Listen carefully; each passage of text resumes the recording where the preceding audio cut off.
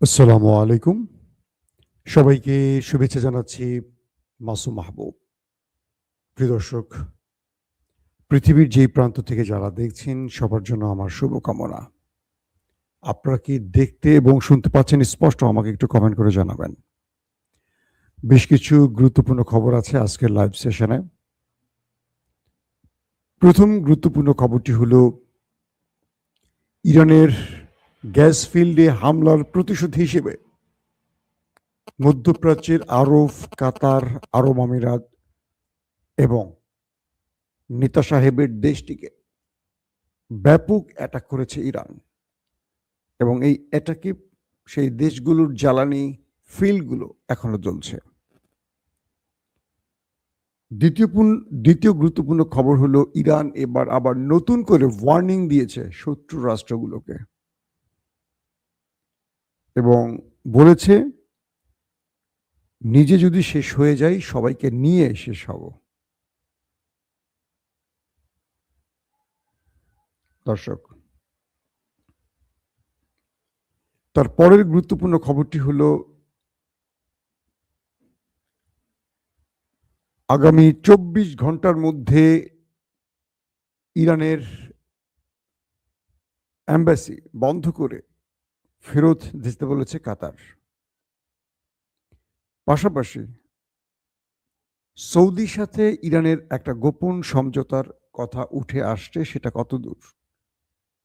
এবং বলা হচ্ছে ইরানের পররাষ্ট্রমন্ত্রী তিনি মুসলিম বেশ কয়েকটি দেশের পররাষ্ট্রমন্ত্রীদের সাথে টেলিফোনে কথা বলেছেন। কি আশ্বাস মিলল সেখান থেকে? এবং পাকিস্তান কি শেষ পর্যন্ত সৌদির পক্ষে ইরানের বিরুদ্ধে লড়বে? এই প্রসঙ্গ নিয়ে আজকে এই লাইভ সেশনে আমি বিস্তারিত আলোচনা করতে চাই। যদি আপনারা শোনেন এবং ঠিকমতো সব দেখেন আমাকে জানান। বাগদাদ ইরাক থেকে দেখছেন একজন ভাই ইউসুফ খান, কানাডা থেকে দেখছেন আমাদের এক ভাই,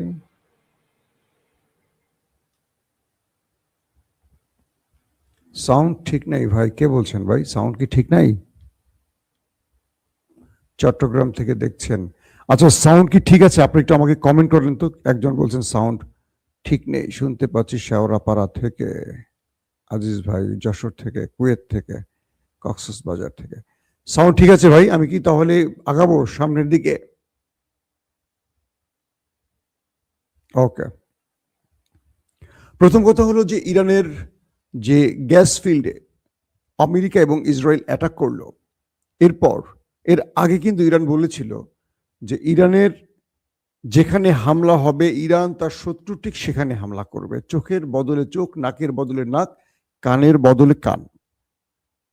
এরপর ইরানের সবচেয়ে বড় গ্যাস ফিল্ড, বলা হয় পৃথিবীর সবচেয়ে বড় গ্যাস ফিল্ড, এমনও বলা হয়। তো সেই গ্যাস ফিল্ডে যখন দুটো রাষ্ট্রের পক্ষ থেকে বড় আকারে হামলা হয়, তার প্রতি উত্তরে ইরান জানায় যে তারা এবার বড় হামলা করতে যাচ্ছে। এরপর সৌদি আরব, কাতার, আরব আমিরাত এবং ইসরায়েলের নাগরিকদের উপর ওয়ার্নিং জারি করে ইরান। বলে দেয়া হয় এই দেশগুলোর গ্যাস এবং তেল ফিল্ড থেকে, ক্ষেত্র থেকে সবাই যেন সরে যায়।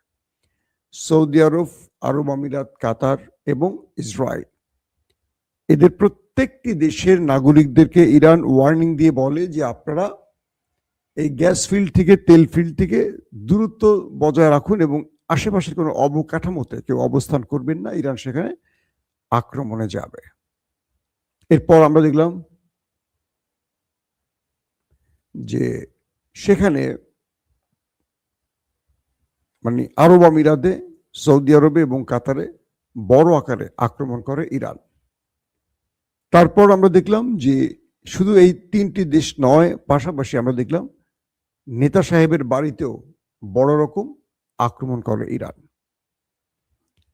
বলা হচ্ছে যে এই হামলায় মধ্যপ্রাচ্যের পুরো তেল এবং গ্যাসের মধ্যে একটা ভয়ঙ্কর আতঙ্ক সৃষ্টি হয়েছে এবং এই আতঙ্কটি শুধু মধ্যপ্রাচ্যে নয়, এই আতঙ্ক ছড়িয়ে পড়ছে ইউরোপে। এখন প্রশ্ন করবেন ইউরোপে কেন বললাম? অর্থাৎ মধ্যপ্রাচ্যের এই গ্যাস এবং তেলের উপর টিকে আছে ইউরোপ। তো সেই ইউরোপ এখন টেনশনে আছে যে এই যুদ্ধ শেষ পর্যন্ত পৃথিবী থেকে গ্যাস এবং তেলকে শেষ করে দেয় কিনা। কারণ আমেরিকা এবং সেই দেশটি যে খেলাটা শুরু করেছে, ইরানের যে স্ট্রাকচারগুলোতে টার্গেট করছে, ইরান ঠিক সেই স্ট্রাকচারে অ্যাটাক করছে। তার মানে কি, এই মানুষে এই সভ্য মানুষগুলো লড়াই করতে করতে তেল গ্যাস শেষ পর্যন্ত শেষ করে ফেলবে, এরপর পৃথিবী অন্ধকারে চলে যাবে। আমি দেখতেছি সেই দিকে যাচ্ছে পৃথিবী এখন। একটা সময় তেল আর পাবে না মানুষ খুঁজে, দাম দিয়ে কিনবেন কি, তেল থাকতে হবে তো দুনিয়ায়। যেভাবে তেলের ডিপুতে, স্টোরেজে, ঘাটিতে অ্যাটাক চলছে, গ্যাসের ঘাটিতে আল্লাহ প্রদত্ত এই সম্পদগুলোর উপর যেভাবে অ্যাটাক চলছে, একসময় এরা এদের পাগলামিতে দেখবেন যে পৃথিবী থেকে সমস্ত প্রযুক্তি হাওয়া হয়ে যাবে। কারণ প্রযুক্তি চলতে দুটো জিনিস লাগে। তো বলা হচ্ছে সৌদি আরবের যে তেল বা গ্যাস ক্ষেত্রে হামলাটি হয়েছে, সৌদি আরব এগুলো ইন্টারসেপ্ট করতে পেরেছে। কিছু কিছু সূত্র দাবি করছে ইরান সৌদি আরবের সাথে একটা গোপন সমঝোতা করে নিয়েছে যে আমি এই ধরনের হামলাগুলো করব, তুমি এই ধরনের মোকাবেলার মাধ্যমে ইন্টারসেপ্ট করো।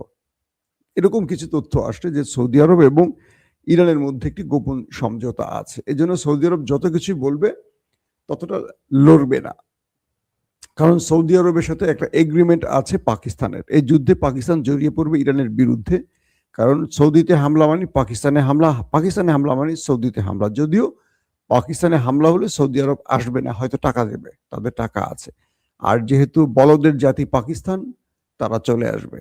তাদের সেনারা, সামরিক বাহিনী পাঠিয়ে দিয়ে জেনারেলরা মাল কামাবে, বুঝছে না, মাল কামাবে। পাকিস্তানের সেনারা ভয়ঙ্কর লোভী, এটা মাথায় রাখবেন। এরা করে কি, যুদ্ধগুলো লাগিয়ে দিয়ে এরা মাল কামায়। এদের সেনারা মারা যাবে, কিন্তু এরা তো আর মারা যাবে না, এরা তো থাকবে এদের নিজের জায়গায়। তো এখন আরব আমিরাদের মধ্যে যে খবরটি এসছে যে তাদের বেশ কয়েকটি তেল ফিল্ডে, অয়েল ফিল্ডের অ্যাটাক করেছে ইরান এবং সেখানে আগুন জ্বলতে দেখা গেছে। বলা হয়েছে যে তাদের গুরুত্বপূর্ণ অনেকগুলো টার্গেটে হিট করেছে। কাতারেও একই অবস্থা। কাতারের Sheikh Tamim bin Hamad Al Thani খেপে গেছেন। তিনি খেপে গিয়ে ইরানের পররাষ্ট্র এম্বাসি বন্ধ করে, তাদের যে দূতাবাসের প্রধান অ্যাম্বাসেডর, তাকে 24 ঘন্টার মধ্যে দেশ ছাড়তে বলেছেন। মানে এই লেভেলে চলে গেছে সম্পর্ক এখন। পাশাপাশি যেই বিষয়গুলো আসছে যে ইসরায়েলের যতগুলো গ্যাস ফিল্ড আছে এবং যতগুলো তেল শোধনাগার আছে বা তেল যেখানে স্টোর করে রাখা হয় সেই জায়গায় তেল ডিপো, সেখান থেকে সকল নাগরিককে সরে যেতে বলা হয়েছে। ইরানের পক্ষ থেকে বলা হয়েছে যে ওই দেশটির তেল এবং গ্যাস যে অঞ্চলে মজুদ আছে সেখান থেকে সবাই, বা ডিপো, সেখান থেকে সবাই চলে যান। এখানে বড় রকম আক্রমণ হতে যাচ্ছে। এর পরপরই সেখানে হামলার ঘটনা ঘটে এবং বলা হচ্ছে ইরানের পক্ষ থেকে দাবি করা হয়েছে যে তাদের ট্রেন স্টেশন, মেট্রো স্টেশনে ব্যাপক অ্যাটাক হয়েছে ক্লাস্টার বোমার। এবং আমি রাতে যে লাস্ট তথ্য পেয়েছি সেখানে বলা হয়েছে যে গুরুত্বপূর্ণ কয়েকটি সড়ক শুধু নয়, তাদের ট্রেন যোগাযোগ বন্ধ হয়ে যায়, তাদের বিদ্যুৎ ব্যবস্থা ভেঙে পড়ে। কারণ বিদ্যুতের সিস্টেমেটিক লস তারা তৈরি করে দিয়েছে এই ক্লাস্টার বোমার মাধ্যমে। বলা হচ্ছে কয়েকটি বিদ্যুৎ কেন্দ্র অ্যাটাক হয়েছে। পুরো শহরটির মধ্যে ভুতুরে অবস্থা তৈরি হয়ে গেছে, পুরো শহর ব্ল্যাক আউট হয়ে গেছে। ইরান এইভাবে ক্লাস্টার এবং নতুন নতুন খুররাম, তারপর ইমাদ, তারপর গাদার, এরকম কয়েকটা সিরিজের মিসাইল দিয়ে মোটামুটি তাণ্ডব লীলা ঠিক মতো চালিয়ে যাচ্ছে তারা। এখন এই খেলাটা কেন খেলছে ইরান? প্রশ্ন আসতে পারে যে তারা মধ্যপ্রাচ্যকে পুরা তেল গ্যাসের মধ্যে হিট করে শেষ করে দিলে ইরানও মুসলিম দেশ, তারাও মুসলিম দেশ, এটা আসলে কেন? আপনাদেরকে এখানে একটা জিনিস আমি তথ্য একটু অগ্রিম দিয়ে রাখি, ইরানের আসলে মেসেজটা কি। অনেকেই কথাটা আমাকে বলেন, দর্শকরা আমাকে বলেন, এটার উত্তর আমি দেবার চেষ্টা করছি। তো এখন আমি আপনাদেরকে একটা সহজ বিষয় তুলে ধরি যেটা আপনারা হয়তো বুঝতে পারবেন যে ইরান আসলে যে কাজটি করছে সে কাজটি কি। ইরান যে কাজটি করছে সেটি হলো আরবকে বারবার বলছে যে তোমরা আমাদের উপর আক্রমণ করো না, বা আক্রমণে আমাদেরকে ভূমি ব্যবহারের অনুমতি দিও না। কিন্তু ওরা আরবের অবস্থাটা দেখেন যে আমেরিকা আক্রমণ করছে আর দখলদার আক্রমণ করছে। কিভাবে আক্রমণ করছে সে আক্রমণটা একটু বোঝার চেষ্টা করতে হবে। দেখেন, আমি সংক্ষিপ্ত আপনাদের একটু বুঝিয়ে বললে বুঝতে পারবেন বিষয়টা। আমেরিকা যখন ব্রিটিশ বা অন্য কোনো ঘাঁটি থেকে উড়ে আসে আক্রমণের জন্য, তারা ইউরোপের কোনো দেশের আকাশ ব্যবহার করতে পারে না। আমেরিকাকে Europe, Spain, Ireland, Britain, France কেউ তার আকাশ সীমা ব্যবহারের অনুমতি দিচ্ছে না আমেরিকাকে, তাদের অন্যতম মিত্র, তাদের ন্যাটোর প্রধান বস। তাদেরকে সাগর বা ইতালি, স্পেনের মাঝখান থেকে একটা সাগর ধরে বিভিন্ন পথ পাড়ি দিয়ে এই আমেরিকাকে ইসরায়েলে আসতে হয়। ইসরায়েল থেকে জর্দান, সৌদি আরব, ইরাক হয়ে ইরানে এসে আক্রমণ করতে হয়। মাঝখানে তারা ফুয়েল নেয় পথে, বুঝতে পারছেন? আর ইসরায়েল কি করে জানেন? ইসরায়েলকে কোনো কষ্ট করতে হয় না। ইসরায়েল সোজা জর্দান দিয়ে, সৌদি আরব দিয়ে, আরব আমিরাত দিয়ে, অথবা কি বলে ইরাক দিয়ে ঢুকে ইরানের মধ্যে ম্যাসিভ আকারে আক্রমণ করে চলে যায়। কোনো মুসলিম রাষ্ট্র তাদেরকে একটু বাধা দিচ্ছে না, ইসরায়েলকে বাধা দিচ্ছে না। অথচ আমেরিকাকে ইউরোপ দিচ্ছে না তাদের আকাশ ইরানে আক্রমণের জন্য। ইউরোপ দাঁড়িয়ে গেছে, কিন্তু মুসলিমরা কি করছে এবার বলছেন? এটা কত বড় লজ্জার মুসলমানদের জন্য, বুঝতে পারছেন? কেন ইরান আরব রাষ্ট্রগুলোকে টার্গেট করবে না? আরব বলছে আমাদের বেজ ব্যবহার করছে না, কিন্তু তোমার আকাশ যে ব্যবহার করছে, তুমি তো বলছো তোমার আকাশ, তোমার ভূমি কিচ্ছু ব্যবহার করতে দেবে না। ইসরায়েল ঢুকছে কোত্থেকে? ইসরায়েলের পথ কোনটা? তারা ঢুকছে জর্দান দিয়ে, সৌদি আরব দিয়ে, ইরাক দিয়ে ইরানে, অথবা আরব আমিরাতে, ইরাক দিয়ে ইরানে, যে কোনো এই পথটা তারা, এই বেলটা তারা ব্যবহার করছে। ইরানে ঢুকতে হলে তাদের মুসলিম কান্ট্রি একটা না 3-4টা পার হয়ে আসতে হয় ইসরায়েলকে। একটা আরব রাষ্ট্র এখন পর্যন্ত একটা মিসাইল ইন্টারসেপ্ট করেছে ইসরায়েলের? বলেন, একটা খবর পেয়েছি আমরা? অথচ ইরানের অনেক ড্রোন, মিসাইল ইন্টারসেপ্ট করেছে আরব রাষ্ট্রগুলো। তো ইরান কি করবে বলেন? আমি তো ইরানের পক্ষের মানুষ নই, আমি আরব রাষ্ট্রগুলোকে ভালোবাসি, কিন্তু নিউজের বা সত্য সংবাদ বা প্রেক্ষাপট বিশ্লেষণ আপনারা বোঝেন। ইরান এই কাজটি এখন যা করছে, এটা হচ্ছে 57টি মুসলিম রাষ্ট্রের কাজ, তাই না? বাকি রাষ্ট্রগুলো ঘুমোচ্ছে, কিন্তু ইরান করছে। আমি একটা ভিডিও আপনাদের দেখাবো। আমি এই ভিডিওটা লম্বা করবো না, অনেকগুলো খবর আছে, তারপরে আমি চেষ্টা করবো আপনাদেরকে পরবর্তী আরেকটা বুলেটিনে বাকি অংশগুলো বলবো। অনেকগুলো খবর জমা হয়েছিল, একটু আমি আপনাদের একটা ভিডিও দেখাতে চাই। তুরস্কের একটা দুর্দান্ত ভিডিও পাওয়া গেছে। তুরস্কের মুসলমানদেরকে নারী হিসাবে সম্বোধন করছে সে দেশের কি বলে মহিলারা। সেই ভিডিওটা দেখলে তো আপনারা বুঝতে পারবেন যে একটা হিস্ট্রি দিয়ে আমি আপনাদেরকে বিষয়টা একটু শোনাতে চাই। দর্শক, আপনারা দেখতে পাচ্ছেন একটা তুরস্কের ফাতেহ মসজিদের একটা ভিডিও এখন আমি আপনাদের দেখাবো।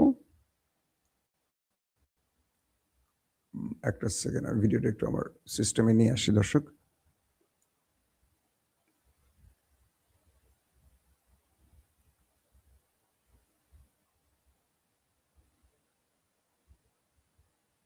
মানে একটা দুঃখজনক ব্যাপার আপনারা খেয়াল করবেন যে এতগুলো দেশ, একটা দেশ এখন পর্যন্ত ইরানের জন্য একটা শক্ত কথা বলে নাই। 57টি মুসলিম দেশ। আমরা তুরস্ককে ভালোবাসি, কিন্তু তুরস্ক ইরানের জন্য বড় ভূমিকা রাখছে, কিন্তু স্পষ্টত প্রকাশ্যে কি করতেছে এখন বলেন? প্রকাশ্যে তো কিছু করা উচিত তুরস্কের।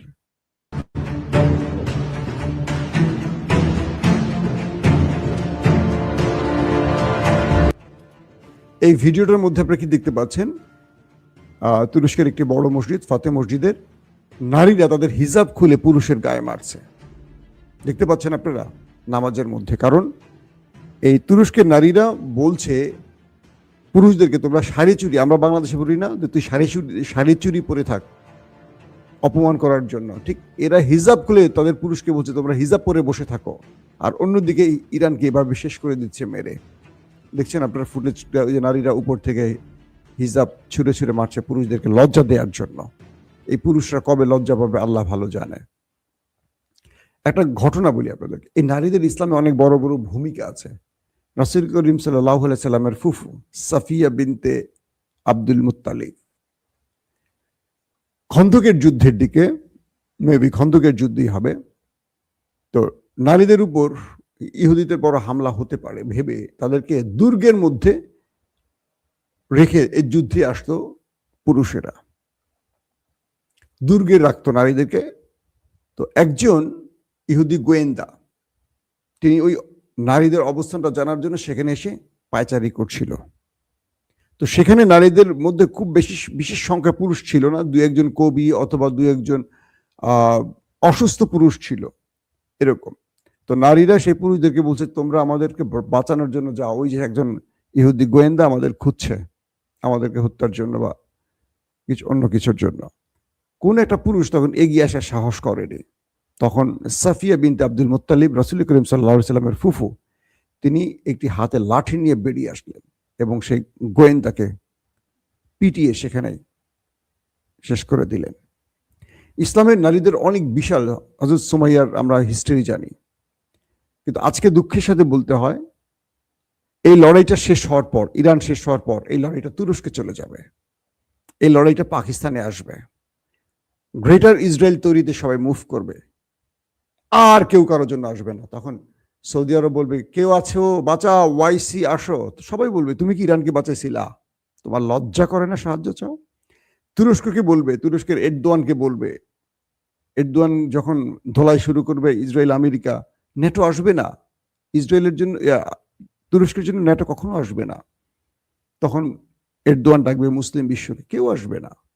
পাকিস্তান সৌদি আরবের পক্ষে নেমে যদি ইরানের বিরুদ্ধে নামে, পাকিস্তানের মধ্যে সেনাবাহিনীর বিরুদ্ধে বিদ্রোহ তৈরি হবে। ইতিমধ্যে 36 জনের মতো মানুষ পাকিস্তানে শুধু মারা গেছে এই খামেনিকে হত্যার প্রতিবাদে যারা নেমেছে পুলিশের গুলিতে, এবং মার্কিন এম্বাসি টার্গেট করে পাকিস্তানে ব্যাপক জ্বালাও পড়া হয়েছে, আপনারা জানেন। দর্শক আসেন আর কয়েকটা গুরুত্বপূর্ণ খবর দিই, তারপরে আমরা চলে আসি। আরব আমিরাতের আল মিনহাল এয়ারওয়েজে হিট হয়েছে ইরানের পক্ষ থেকে। এটি হলো মার্কিন এয়ারওয়েজ, এবং বলা হয়েছে যে তেল আবিবের মানে ইসরায়েলের বেন গরিয়ান বিমানবন্দরে থাকা 3টি বিমান পুড়ে গেছে। এটা ইরানের পক্ষ থেকে দাবি করা হয়েছে। তাদের যে তেলের ডিপো বেন গরিয়ানের, সেটাতেও আক্রমণ হয়েছে। তাদের মেট্রো স্টেশনে আগুন, মানে ভয়াবহ ক্লাস্টার বোমার অ্যাটাক হয়েছে, এবং বলা হয়েছে যে আরো কয়েকটি জায়গায় সিরিজ অ্যাটাক হয়েছে। এবং ইরানের পররাষ্ট্রমন্ত্রী আব্বাস আরাকচি মিশরের পররাষ্ট্রমন্ত্রীর সাথে, সৌদি আরবের পররাষ্ট্রমন্ত্রীর সাথে, পাকিস্তানের পররাষ্ট্রমন্ত্রীর সাথে এবং তুরস্কের পররাষ্ট্রমন্ত্রীর সাথে টেলিফোনে কথা বলেছেন। তারা যে কোনোভাবে একটি আলোচনায় পৌঁছতে চাইছেন। সবকিছু মিলে এটুকু বলা যাচ্ছে যে ইরান যা কিছুই করছে, আবার নেপথ্যে মুসলিম রাষ্ট্রগুলোর সাথে যোগাযোগ করছে, এবং তারা চেষ্টা করছে যে এই আলোচনার মাধ্যমে একটা পথ খুঁজে বের করার। তবে এখন পর্যন্ত যেটুকু বোঝা যাচ্ছে, আরবকে এই যুদ্ধে টেনে আনার জন্য তাদের ব্যাপক প্রচেষ্টা অব্যাহত আছে।